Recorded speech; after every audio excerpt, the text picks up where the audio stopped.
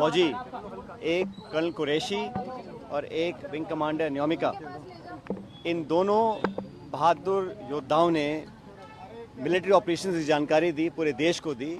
और मुझे भारतीय होने के नाते कर्नल कुरैशी और विंग कमांडर न्योमिका, इन दोनों ने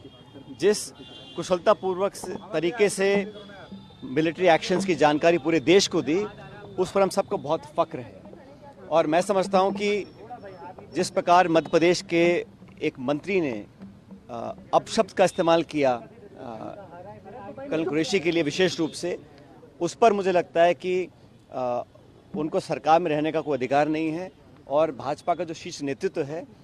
उनको माफ़ी मांगनी चाहिए कि हमारे वीर कर्नल कुरैशी, जिनकी तीसरी पीढ़ी फौज में काम कर रही है, उनके प्रति जो अनादर उन्होंने दिखाया है वो बिल्कुल अस्वीकार्य है और माफ़ी मांगनी चाहिए। कल फिर हमने देखा कि राष्ट्रपति ट्रंप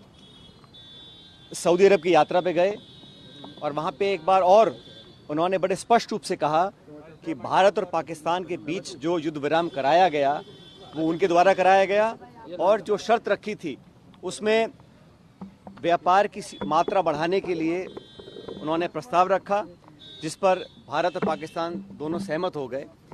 बार बार अमेरिका के राष्ट्रपति जो ये बयान दे रहे हैं, उसका अभी स्पष्ट, सटीक और उच्च स्तरीय लेवल पर कोई खंडन नहीं किया गया है। एक बात और हमने देखी कि जितनी बार भी सोशल मीडिया पर राष्ट्रपति ट्रंप ने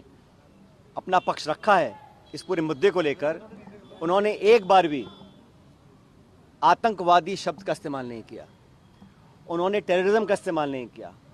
उन्होंने कहीं भी पाकिस्तान द्वारा दशकों से नामी गिरामी विश्व प्रसिद्ध आतंकवादियों को जो पनाह दी है, और जो भारत में लगातार मुंबई से लेकर पुलवामा और पहलगाम में जो आतंकवादी हमले हुए हैं, उस पर पाकिस्तान का जो प्रूवन ट्रैक रिकॉर्ड है, उस पर एक शब्द नहीं कहा। और आश्चर्यजनक बात यह है, मोस्ट सरप्राइजिंगली, वो कश्मीर को बीच में लेकर आ गए। हमारे 26 निहत्थे सैलानियों को मौत की घाट उतारा गया, भारत पर आक्रमण बोला गया। बजाय इसके कि उसकी चर्चा वो करें, उन्होंने बेवजह कश्मीर मसले को हवा देने का काम किया। जो मसला बहुत पहले सेटल हो चुका, कश्मीर का मुद्दा द्विपक्षीय है, उसका अंतर्राष्ट्रीयकरण करना ये पाकिस्तान चाहता है। लेकिन हमने स्पष्ट कह रखा है, और आप सबको याद होगा 1994 में कांग्रेस की सरकार में संसद में सर्वसम्मति से एक प्रस्ताव